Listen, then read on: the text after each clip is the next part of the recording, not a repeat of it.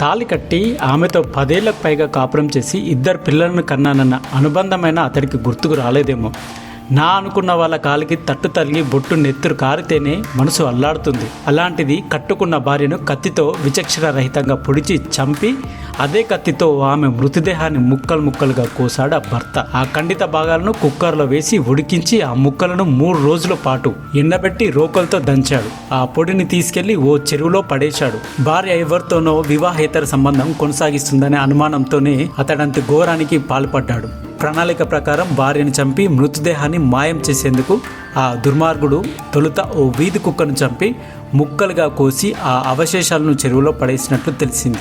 నిందితుడి ఇంటి వద్ద కుక్కతల కనిపించినట్లు సమాచారం. నిందితుడు ఆర్మీలో పనిచేసి రిటైర్ అయిన 39 ఏళ్ల గురుమూర్తి. అతడి స్వస్థలం ఏపీలోని ప్రకాశం జిల్లా తూప్రాన్. పోలీసుల వర్గాలు వెల్లడించిన వివరాల ప్రకారం గురుమూర్తి 13 ఏళ్ల క్రితం ప్రకాశం జిల్లాకే చెందిన ఉప్పాల వెంకటరమణ సుబ్బమ్మ దంపతుల కుమార్తె వెంకటమాధవిని పెళ్లి చేసుకున్నాడు. గురుమూర్తి వెంకటమాధవికి పాప 10 సంవత్సరాలు, బాబు 7 సంవత్సరాలు. 2 ఏళ్ల క్రితం గురుమూర్తి ఉద్యోగ విరమణ చేశాడు. కంచన్బాగులోని ఓ సెక్యూరిటీ గార్డులో పనిచేస్తున్నాడు.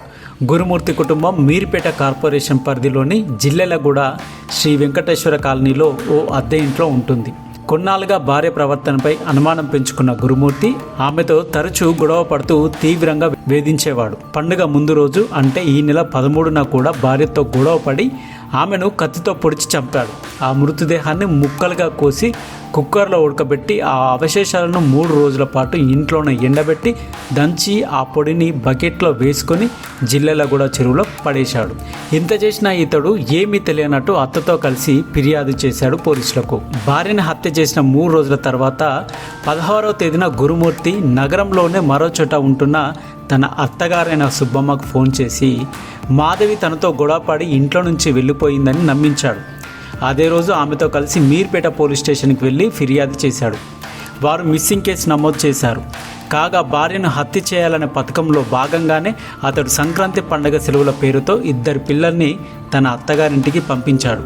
అయితే మాధవి ఆచూకీ కోసం స్థానికంగా ఉన్న సీసీ ఫుటేజ్ని పోలీసులు పరిశీలించిన తర్వాత 16వ తేదీన మాధవి ఇంట్లో నుంచి బయటికి వెళ్ళిపోయినట్లు ఏ ఫుటేజ్లో కనిపించలేదని నిర్ధారించుకున్నారు పోలీసులు. దీంతో గురుమూర్తినే పోలీసులు అనుమానించి అదుపులోకి తీసుకున్నారు. తమదైన శైలిలో విచారించగా మాధవిని తానే హత్య చేసినట్లు అతడు అంగీకరించినట్లు తెలిసింది.